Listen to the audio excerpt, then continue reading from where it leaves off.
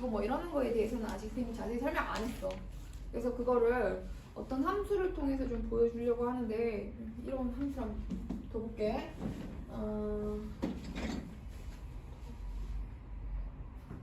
P의 예제야. P의 위치를 나타내는 함수 x를 P 세제곱에 3이 내려왔어. 마이너스 6이 되려면 4가 되려면 4대면 어떻게 돼야 되지? 4가 되면 3, 4, 12 2가 되면 10이 되려면 6t 제곱에 플러스 9t 요런 함수를 가져올게. 이 함수는 위치 함수인데 P의 속도를 나타내는 함수도 한번 같이 만들어보자. 그럼 속도 V 함수는 3t 3t 제곱 마이너스 12t 플러스 9가 되겠습니다. 자, 3으로 묶었더니 t 마이너스 1이랑 t 플러스 t 마이너스 3이 돼가지고 속도 함수 그래프를 그려보면 속도 함수가 이렇게 그려진대. 이게 시간축이고 이건 그래프니까 y축이 있어.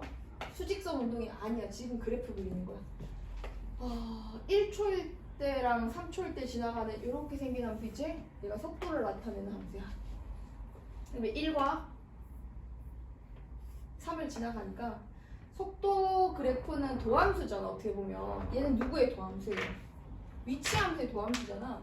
얘를 도함수로 해석하고 원래 함수 그래프를 그릴 텐데 원래 함수는 증가하다 감소하다 증가하지. 그러면 여기다 선생님이 0을 집어넣을게. 0 집어넣으면 0이거든. 그래서 1 집어넣으면 어떻게 돼요? 요거를 ft라고 보고 요걸 f't라고 보면 f1 찾아가면 돼. f1이면 4는 4는 4. 그래서 올라가서 이렇게 찍고 3이면은 잠깐만 3 집어넣으면 얼마지? 0인가? 잠깐만 f3이면 0.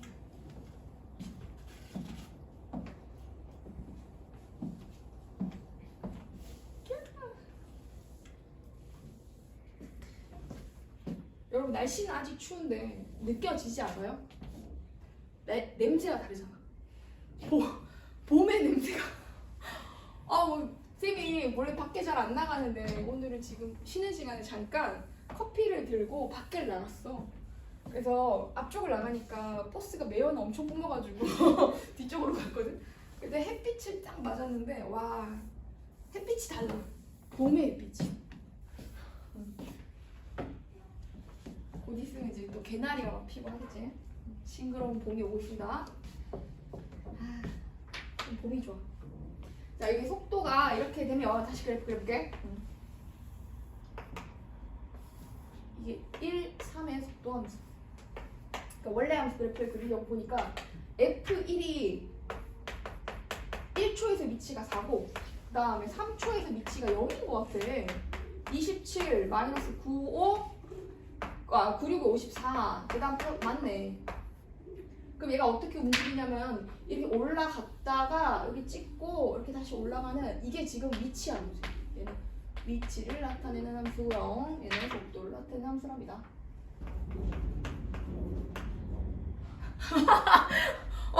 오늘은 새로운 국면으로 접어들었어. 얘네 지금 뭔가 개척하나 봐. 와, 이거 환풍기통이 들어가는 거 아니에요? 이러면? 그래서 막 저쪽에서 막 튀어나오고 막 이러는 거 아니야?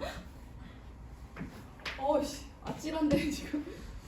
그래서 이게 1초의 위치가 4가 나고 이렇게 된다. 자, 그럼 이 그림을 통해서 P가 수직선 위에서 어떻게 움직이는지를 한번 살펴볼게. 얘는 수직선이, 그래프랑 수직선이 헷갈리면 안 돼. 처음에 P는 원점에서 출발하는 것 같아. 왜냐면 0초에서 위치가 0이거든. 그래서 P가 여기에 서 있었어. 0초에서. 준비 땅 하고 이렇게 서 있었어. 근데 이게 시간이 지나서 1초가 될 때 위치가 얼마래? 총총총총총 해가지고 어디가 있어? 0에 있었다. 자, 요거 노란색 함수 보면 돼. 1초의 위치는 4지. 그래서 여기서 룰루랄라 해가지고 P가 여기까지 온 거야. 4까지. 자, P가 이렇게 온 거야. 그럼 P의 위치가 여기 4에 오는 동안 1초가 걸린 거야. 그래서 여기 위치가 여기 올 때는 1초였어요. 1초. 여기는 0초였고 1초. 그래서 이렇게 갔는데 자, 선생님 여기서 운동 방향 한번 바꿀 생각입니다. 왜냐하면 지금 속도를 보니까, 야, 노란색 그래프를 보니까 0에서 점점 위치가 이쪽이 플러스 방향이 이쪽 방향이에요, 여러분. 알았지? 이게 마이너스가 된다는 건 이쪽 방향으로 가는 거야. 자, 플러스 방향으로 점점 플러스로 가다가 4였다가 점점 위치가 3.5, 3.2 뭐 이렇게 작아지지. 그래서 0이 되는데 몇 초에서 0이 되는 거야? 돌아와서 이렇게 밖에 나갔는데 아 추워 해가지고 다시 돌아온 거야. 알았지? 돌아오는데 여기 몇 초? 3초. 3초에 위치가 0 되는 거지. 그리고 3초에서 아니야 그래도 나가자 해가지고 나가는 거야. 그래서 계속 나가는 거야. 집에 돌아오지 않았답니다, 여러분. 그래서 다시 1초 4 찍고 2초 3초 여기 찍고 5, 6, 7, 8, 9, 10 계속 하는 거죠. P는 이런 운동을 했던 거예요. 그 플러스 방향으로 가는 운동이 0초부터 1초까지는 이쪽 방향으로 운동을 해요. 근데 반대 방향으로 운동을 하지. 몇 초와 몇 초 사이에? 1초와 3초 사이에 다시 플러스 방향으로 운동을 하지. 자, 지금 운동 방향이랑 관련된 걸 얘기해볼게. 이게 그래프가 증가하면 운동 방향이 플러스야.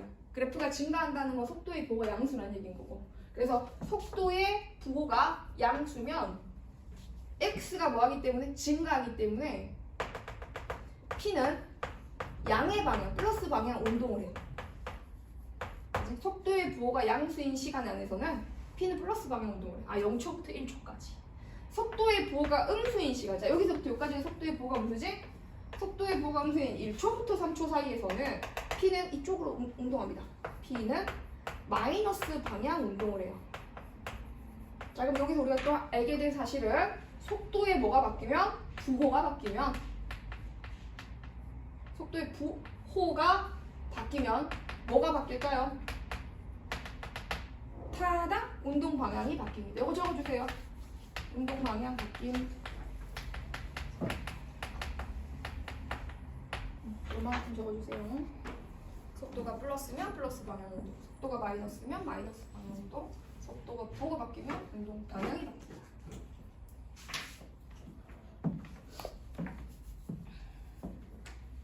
채준이 다 풀었어?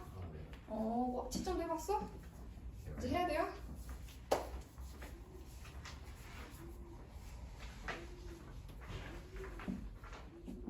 채준아, 그 지금 푼 거 시험지는 어느 파트 부등식 들어갔니? 네. 그 문제가 접선까지 있어? 어디까지 있는 것 같아? 적분은 안 들어갔지?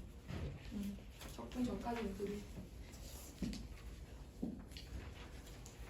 자, 그럼 아까 문제 그 51-2번 있지 얘들아. 운동 방향을 바뀐다는 건 뭐가 바뀔 때다 그러면? 속도에 부호, 그치? 그러면 미분해가지고 속도 부호가 바뀌는 그 시간을 한번 찾아보자.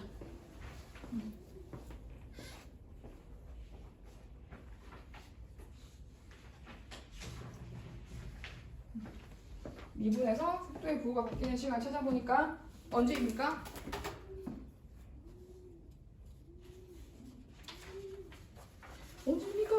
언제입니까? 이건가?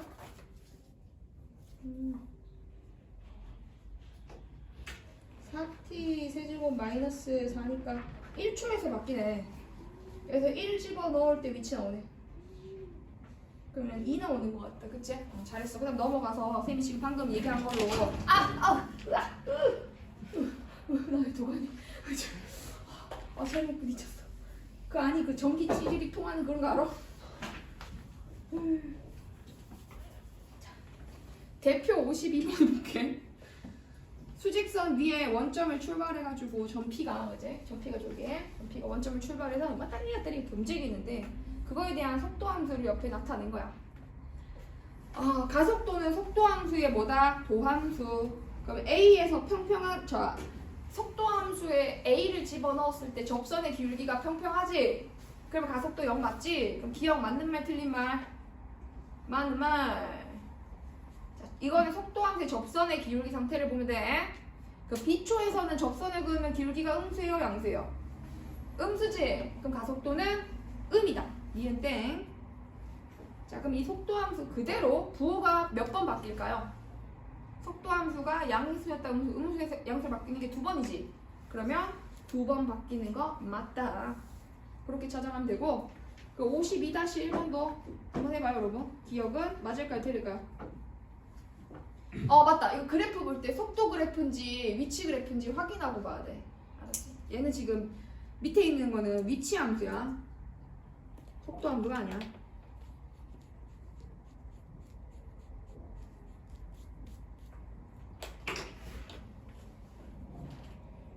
그럼 기억을 맞다고 해야 돼 틀리다고 해야 돼? 이거는 뭐로 확인하냐면 접선을 그어.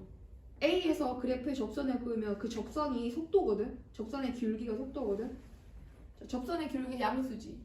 그럼 운동 방향이 양의 방향으로 움직이는 게 맞는 거야. 속도의 부호가 양수니까 양의 방향으로 움직인다. 그래서 기억 맞고. B에서는 운동 방향이 바뀌는 걸까? 이 함수가 속도 함수면은 B에서 운동 방향이 바뀌는 게 맞거든. 근데 얘는 위치 함수잖아. 그래서 B에서 운동 방향이 바뀌지 않아. 그러니까 B에서 원점을 지나는 거야. 계속 방향으로 가면서 그치? 원점을 잠깐 지나가는 거. 그래서 니은 틀리고 디귿은요? 출발 후에 원점을 두 번 지나가는 거 맞지? 응, 그렇지. 그래서 기억 디귿이 나옵니다. 자, 이번에 대표 53을 한번 가볼게. 수직선 운동을 하는 걸 수직선 운동은 수평 운동인데 공을 위로 던졌을 때 위로 올라가거나 내려오는 걸 연직 운동이라고 하거든. 이게 수직선을 세워버리면 연직 운동도 해석할 수가 있어. 공을 위로 던졌을 때 그 공의 높이를 위치로 보는 거지. 그래서 대표 53번을 그렇게 해석을 해서 보면 지면이면 땅이겠지. 땅에서 선생님 어릴 때 중학교 때 물로켓 이런 거 쏘아 올리는 거 대회 나갔었는데 잘했어 좀. 과학 발명 영재반이었거든. 그래서 그 중학교 때 전교 10등 안에 들어간 친구들 모아서 발명 영재반 이런 걸 만들더라고. 그래서 운이 좋게 들어가가지고 막 물로켓도 올려보고 행글라이드 만들어보고 막 그랬던 것 같아. 그러다가 집에 있는 드라이기도 뜯어보고 엄마한테 뒤지게 맞고 고장내서 그래서 초속 39.2로 팍 쏘아 올렸어. 이게 이렇게 올라가니까 위치가 있겠지. 근데 계속 우주로 올라가지 않을 테니까 언젠가 이렇게 떨어질 거예요. 이렇게. 이런 운동을 할 건데요. 그 x가 높이가 39.2t 4.9t 제곱이 됩니다. 얘는 이제 위치는 여기서 높이겠지. 높이를 의미하는 위치인데 이거를 미분하는 거야. 그러면 속도가 나오겠지. 39.2 빼기 9.8t 하고 있어요. 2초 후에 속도와 가속도인데 가속도도 만들어 놓으면 되고 가속도는 마이너스 9.8만 딱 나오니까 가속도는 점점 줄어들고 있는 상황인 거지. 처음에 쏘아 올린 뒤로 계속 줄어들고 있었다. 여기다 2를 대입한 게 답이겠지, 그제? 1번의 정답은 V2를 찾는 거고 A2를 찾는 건데 2 집어넣어주면 절반으로 가야 될 것 같은데 19.6인 거니까 19.6으로 가면 되겠다, 그제? 여기는 그냥 마이너스 9.8 이렇게 찾아가시고요. 그 다음 2번은 물체가 도달할 수 있는 최고 높이. 자, 최고 높이면은 이게 되게 무서운 건데 아니야. 아니 이게 계속 결국 있잖아 여러분. 날씨가 엄청 좋으면 흐린 날이 또 오겠지, 그지? 인생에 볕들 날이 있으면 볕이 없는 날도 있다가 다시 볕들 날이 생기고 그런 거지 뭐, 그치? 여기가 꼭지점이거든. 난 이 과정이 좋아. 여기는 싫어. 그럼 가면 내려올 일밖에 없잖아. 자, 뭐가 바뀌고 있어요? 운동 방향. 위로 올라가는 게 플러스 방향이면 내려오는 거 무슨 방향? 마이너스 방향. 운동 방향이 바뀝니다. 최고 높이에서 운동 방향이 바뀌니까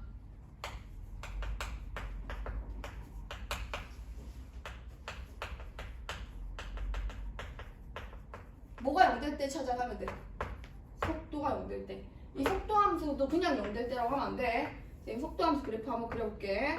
여기서 이렇게 감소해. 기울기가 마이너스 9.8인 그러한 직선의 방정식이 속도 함수야. 여기가 39.2가 y 절편이고 여긴 얼마 되냐면 이게 4 집어넣어서 0 되거든. 그래서 4인 거고 속도 함수는 4초에서 부호가 바뀌어요. 플러스에서 마이너스로. 그럼 정점을 찍는 순간은 4초예요. 4초. 4초를 위치 함수에다 대입해요. 그러면은 x4. 이렇게 하면 x4는 그냥 계산하기 좀 그러니까 그냥 적을게. 78점. 날아갑니다. 지면에 떨어질 때 거기 밑줄 치고 지면에 떨어진다는 거 위치가 뭐 된다? 위치가 0 된다요. 그래서 지면에 바닥이 쿵 하고 떨어진다는 거는 위치가 빵 되는 거지. 그래서 제가 0 될 때 찾아갑니다.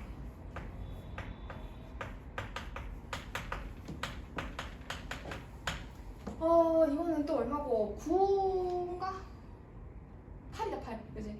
이게 인수분해하면 t가 0이랑 8이 나오는데 그러면 0초는 아니니까 8초에서 땅에 쿵 하고 떨어지지. 그때 속도니까 v8을 찾아가라는 얘기네. v8은 8 집어넣으면 8, 9, 7, 12 마이너스 39.2가 나오겠다. 그치? 그래서 속도는 이렇게 나올 수 있다. 자 그러면 여기 밑에 두 문제도 한번 도전해 봅시다.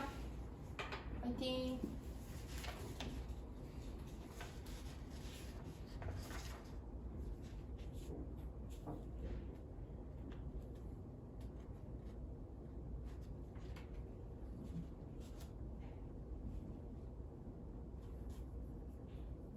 이거 다 푼 친구들은 뒤에 13번 문제 고민해 보세요.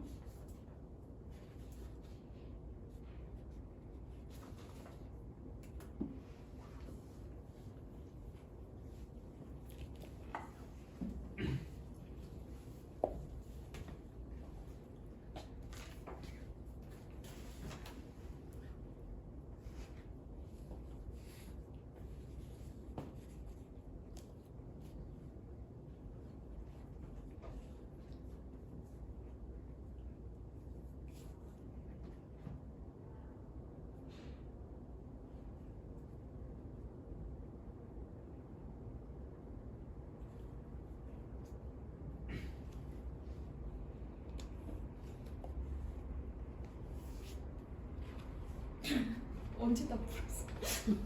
아까까지 풀었어? 지금 방금 풀었어? 잘했어. 답 맞아요?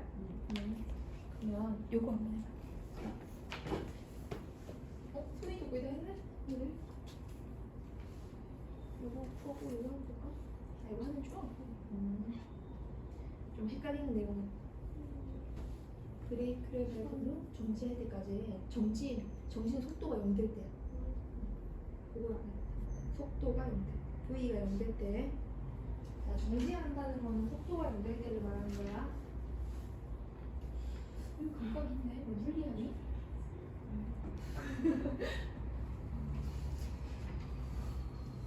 지금 아까 거 어때?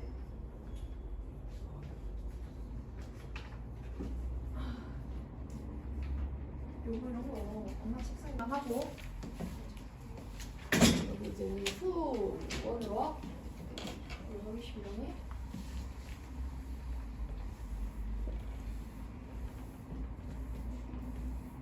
변화율이 완전 새로운 파트가 아니라 지금은 우리가 두 가지 변화율을 살펴봤어.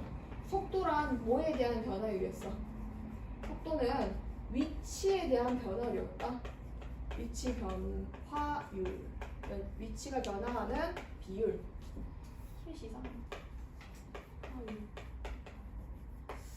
그래서 속도 V가 F'T라는 건데 이 F'T라는 게 리미트 델타 T가 0에 가까워질 때 시간 변화량에 대한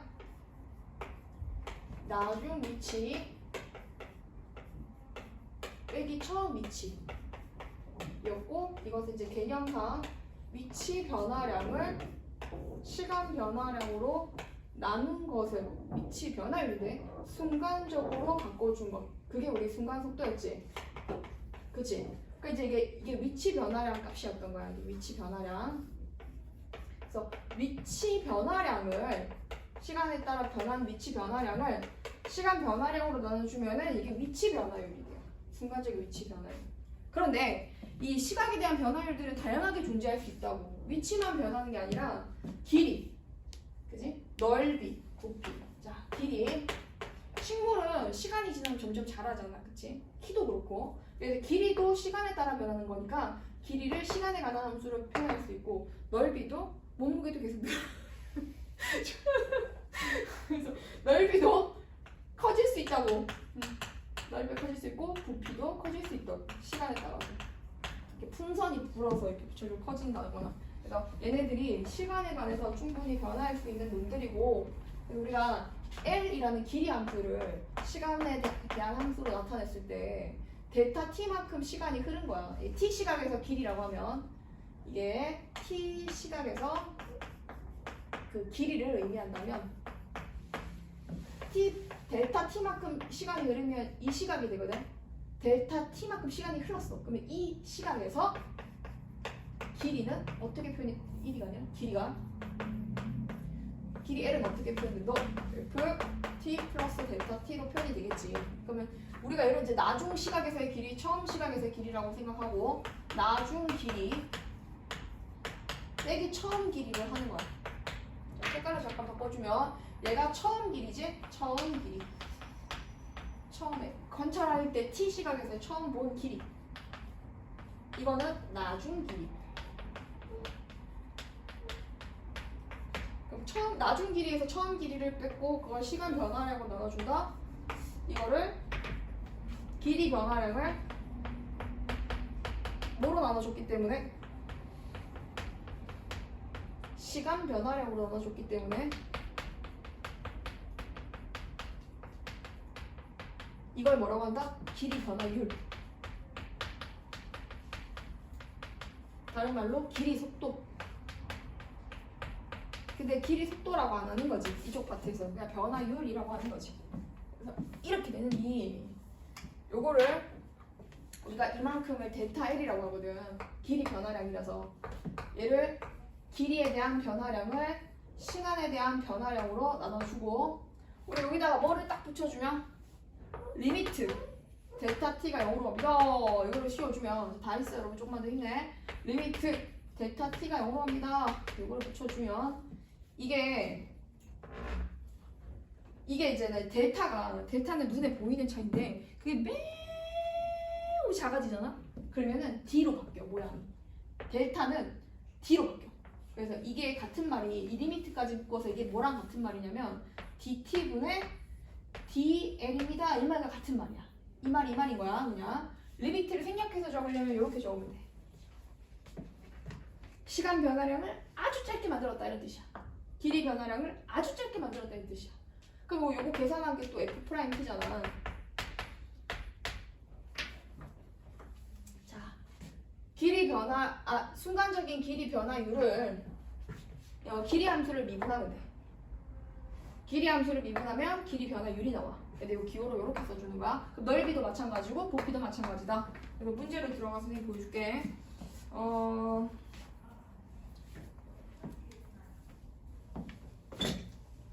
문제 풀면 좀 더 쉬워요, 여러분. 거기에 이해하기 좋게 쌤이 넓이부터 먼저 한번 잠깐 보여줄게요. 길이보다 넓이가 좀 와닿거든. 55. 대표 55를 보면 반지름이 2cm인 처음에 바람을 조금 불어놨었나 봐. 그래서 반지름이 2cm인 구가 있었어. 후 이래서 바람을 넣은 거야. 그래서 반지름이 1초에 얼마만큼씩 늘어나는데 1초에 반지름이 2mm씩 늘어난대. 자, 이런 건 이제 T시각이 지나면 T초가 흘렀어. 그럼 T초에서는 반지름이 어떻게 되겠어요? 2T 밀리미터. 이렇게 증가하게 되겠지. 그럼 T시각에서 반지름이 더 늘어났다면 T시각에서 풍선을 봤더니 이따만해진 거야. 큰일 났다. 터지면 다 죽는다. 그래서 이만큼의 반지름이 2에서 얼마만큼 늘어났어? 2에서 T 시각이 흘러서 2T만큼 늘어난 거지. 큰일 날 뻔했어요, 여러분. 단위가 달라요. 처음에 얘가 2cm에 2mm예요. 그러네. 그럼 센티미터로 밀리미터 단위로 바꾸면 얘는 센티미터를 통일하자. 2mm는 0.2 센티미터가 되고 이것도 0.2t 센티미터 이렇게 되는 거니까 여기가 2였거든. 그럼 여기 2였다면 얘는 2 플러스 0.2t만큼 늘어나게 된 거지. 그럼 넓이 함수를 만들어 보면 부피 이건 부피다. 9니까 9의 부피는 부피 공식 생각나냐?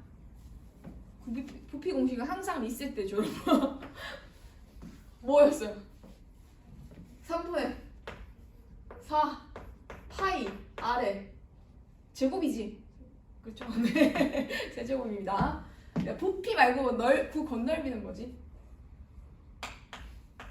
할 때마다 같이 건널비나 4파이 아래 제곱이야.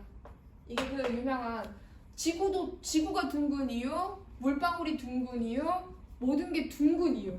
그러니까 이거 때문인데 단위 같은 부피당 같은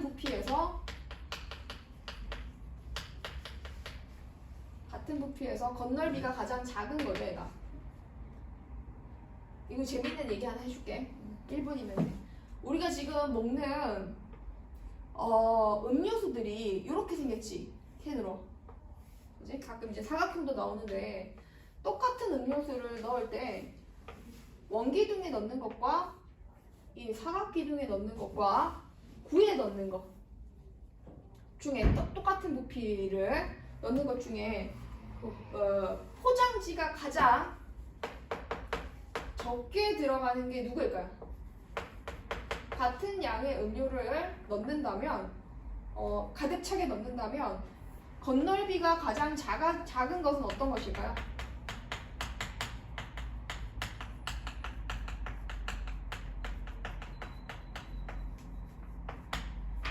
바로 9입니다. 9가 같은 부피를 넣어도 건널비가 가장 작은 녀석이 돼요.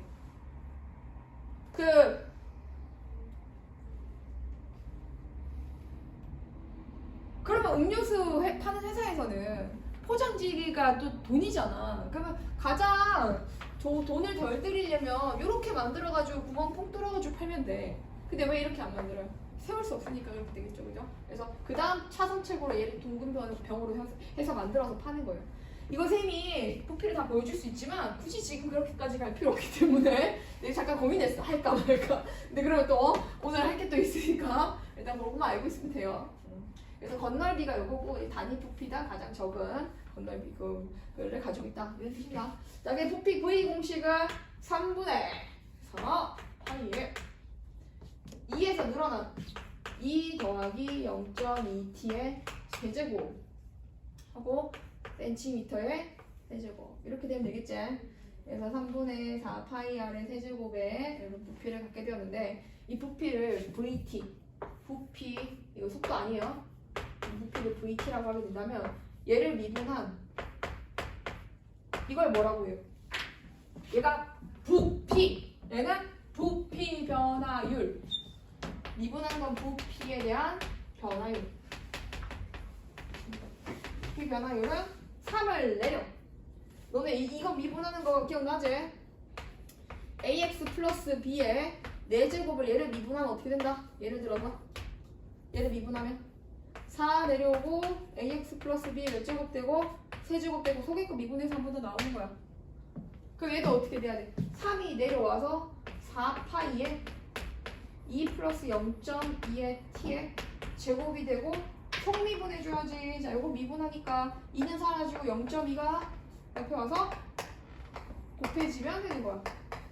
t가 없어져야 돼요. t는 1차라서 미분해서 사라졌습니다. 이게 부피 변화율식이거든요. 근데 색깔이 구분이 되지 않게 하나의 색으로 다시 적어볼게요. 0.2 그 여기 지금 몇 초에서 묶고 is 건널비도 해야 되네. 그 부피부터 먼저 했으니까 한번 해볼게. 3 반지름이 3 될 때 그럼 이게 3 되려면 전체가 3 되려면 여기 5초 지나가면 되겠지. 여기다 5 집어넣으면 돼. V 프라임에다 5 집어넣으면 5 집어넣으면 3이니까 3의 제곱이면은 9 9 4 36 그 다음에 5 집어넣으면은 1 3분의 4 나의 계산 5초 아닌가? 5 집어 0.2 0.2t 아니다. 지금 큰일 날 뻔. 그지? 이건 5 아니야. 이건 0.2만 곱하는 거야. 그래서 36 곱하기 0.2를 해가지고 7.2 cm의 세제곱퍼 세컨 이러면 되는 거고. 이제 건널비도 똑같이 만들어보면 건널비 공식도 그렇게 하면 돼. 건널비를 나타내는 함수가 4파이에 이게 t 시각에서의 반지름이지 제곱하고 센티미터에 대한 제곱 이런데 얘를 미분을 해주면 얘는 뭐다? 넓이 변화율이다. 그지? 넓이 변화율. 그래서 2가 내려와서 8파이에 2 플러스 0.2t를 하고 소개급 미분한 0.2가 곱해지더라. 여기다 5를 또 집어넣었더니 그럼 얼마 나온대요 여러분? 4.8. 여기다 5를 집어넣어주면 4.8 파이 빠져먹었어요 선생님이. 또 파이 있습니다. 파이 있어야 돼. 여기도 파이 있어야 돼. 4.8 파이 센티미터의 제곱퍼 세커다. 이렇게 나타낼 수 있어요. 자, 이거 두 개는 조금 이따 풀어보시고 앞에 길이 변화율 문제 맞죠? 대표 54의 길이 변화율은 이게 그 유명한 가로등 불빛 문제거든. 여기 가로등이 하나 서 있어. 가로등이 불빛이 칙칙칙 가로등 밑에 여자친구를 기다리는 남자친구가 서 있어. 언제 나오지? 기다리고 있었어. 근데 얘가 여기 서 있을 때는 그림자가 동그랗게 여기 하나 생겼을 거야. 사람이 점점 걸어간대. 여자친구가 저기 와 있나 봐. 여자친구가 이렇게 철수야 하고 와 있는 거야. 그러니까 어떻게 되겠어? 팽팽 뛰어가니까.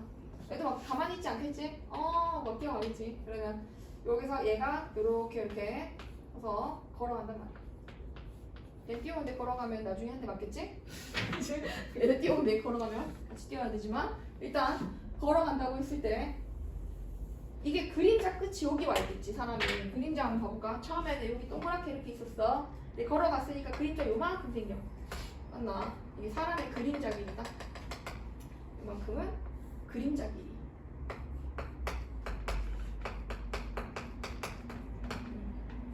그러면 이거는 뭐냐면 이거를 이제 이렇게 해석할 수 있어. 여기서부터 요 끝까지 길이 있지. 이건 뭐냐면 그림자 끝의 위치야. 이거는.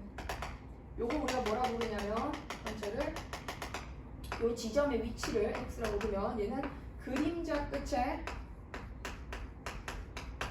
그림이 끝이 아니야. 그림자 끝의 위치를 나타내는 거야. 그래서 이 문제는 두 개를 다 물어보기도 하고 그림자 길이를 물어보기도 하고 그림자 끝의 위치를 물어보기도 해. 다시 한번 더 문제를 보니까 윤서가 걸어가고 있었구나. 윤서면 여학생이겠지, 그렇지? 아닐 수 있습니다.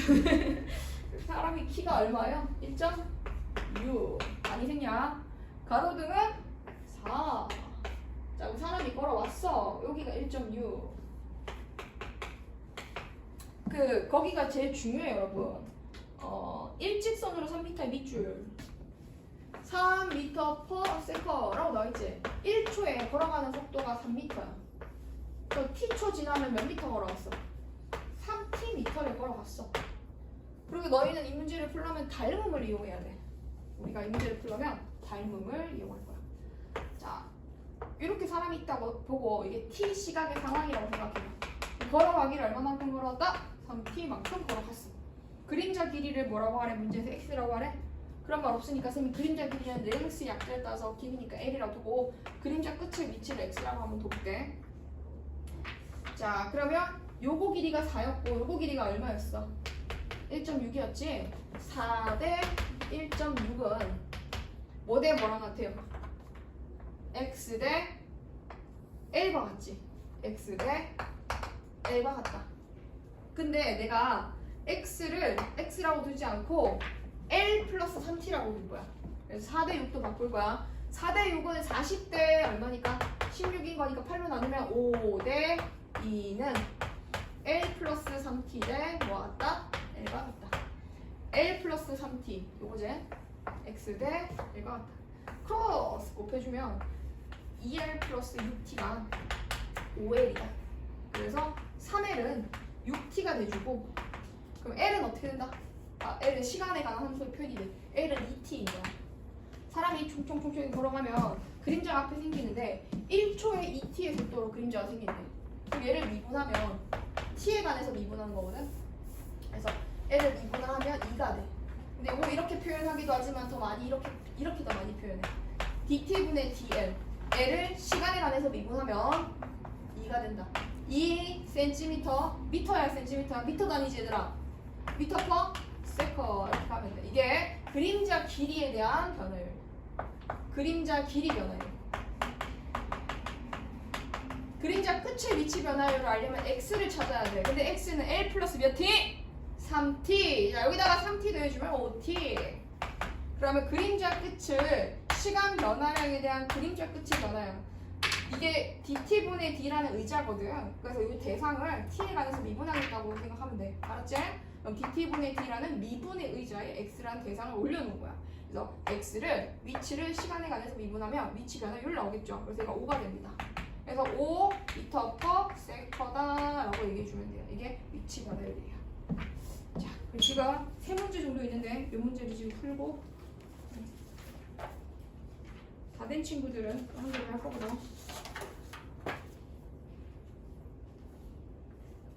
14번 문제도 한번 풀어보자. 다 됐으면. 그 다음에 6번이랑 14번. 6번이랑 14번 다 풀었으면 2개 하고.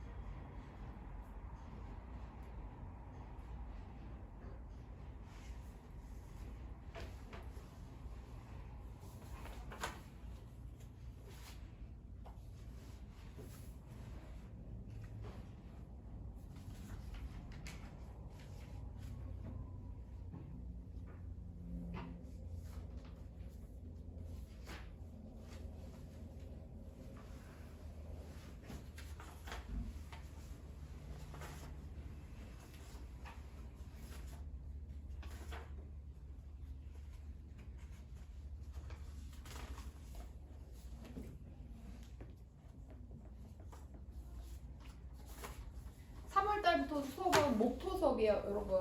알고 있죠? 목토 수업이고요. 그리고 쌤이 그 책을 나눠줄 거거든. 기출 유형서 책을 그걸로 내신 대비하면서 각자한테 맞는 숙제책이 또 정해질 거야.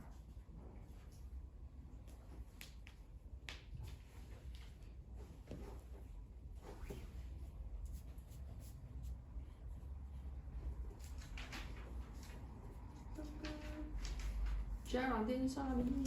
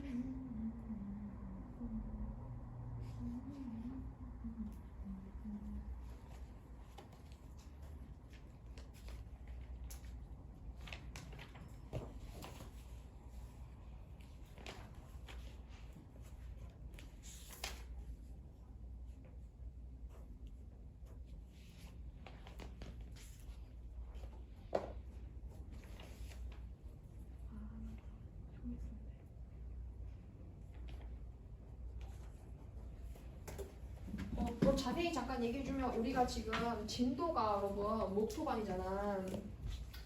근데 정적분 활용을 3월 2일에 마지막에 정리를 좀 더 해야 될 것 같거든. 그래서 3월 2일이 아마 목요일일 거야. 3월 2일 목요일은 정적분 활용 뭐 숙제가 나가든 했을 테니까 요거를 좀 마무리를 할게요. 그래야 속도가 예쁘게 끝나니까 마무리를 할 거고 3월부터는 목토반이라고 했어요. 목토반입니다. 목요일은 6시부터 7시까지고 토요일은 11시부터 2시까지예요. 그래서 목토 이렇게 시작이니까 시험 가서 뭐 어떡해. 큰일 날 뻔했어. 근데 이제 6시부터 7시까지는 간이 테스트를 볼 건데 여기 테스트 보면 숙제에 대한 점검이라든지 그런 것들이 이루어질 거다라고 생각하면 되고요. 자, 그 다음 두 번째로는 이제 교재에 관한 건데 교재는 기본 교재는 일단 선생님이 고쟁이를 먼저 진행을 할 거예요. 고쟁이 소원.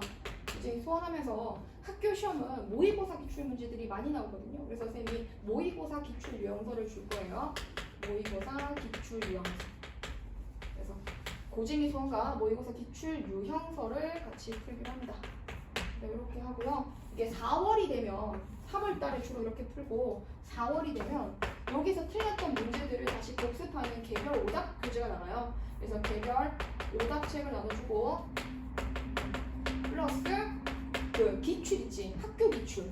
학교 기출 책을 또 만들어 줄 거거든. 그러니까 학교 기출이 뭐 분당에는 한 18개 학교가 있는데 다 풀지는 않을 거고 한 15개, 적으면 10개, 많으면 15개 정도를 풀 건데 좀 많이 풀면은 그 다 풀었어요 하면은 그 전년도 거도 다시 만들어 줄 수 있으니까 학교 기출을 풀고 그 다음에 4월에는 그 학교에 맞는 프린트지. 프린트와 부교재 연습도 같이 해야 돼요. 학교에 나오는 책들은 여기 교과서는 요즘 잘 안 나오긴 하지만 부교재 프린트에서는 그래도 한두 문제씩은 꼭 나오니까 많이 나오면 막 4개, 5개씩도 나오거든. 그래서 이런 경우들은 뭐 4월 시험 치기 1, 2주 전에 막 시작하면 조금 늦고 한 그래도 3주 전부터는 한 2-3번은 반복을 해야 되고 더 많이 선생님 막 5번씩 반복하라고 얘기하거든. 그래서 최대 5번 정도까지는 복습이 될 수 있도록 여러 번 풀어가지고 조금 뭐 선생님이 여러 개 된다면 변형도 한번 고려해볼게요. 여기 모의고사 문제들이라서 변형 문제들을 찾으면 있거든. 그래서 변형 문제들까지 보면 될 것 같아. 소인이는 그대로 쓸 때 바이블 쓸 것 같아? 2학년 필기출 신흥 유형서 하는 아 마플 수능 기출한데? 그거랑 선생님이 기출 요약서 만드는 게 마플 수능 기출에서 만드는 거야. 그리고 이번에 뭐지?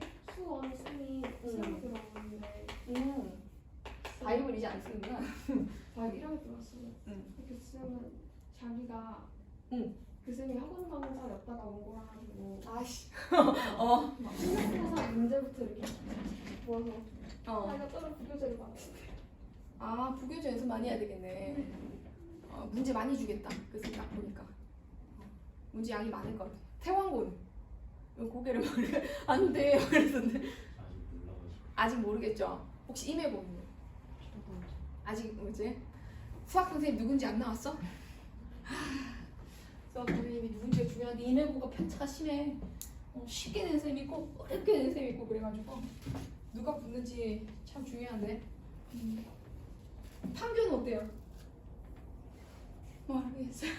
판교는 작년 기준으로 얘기를 하면은 임해고도 작년 기준으로 얘기하면은 판교부터 문제 얘기할게.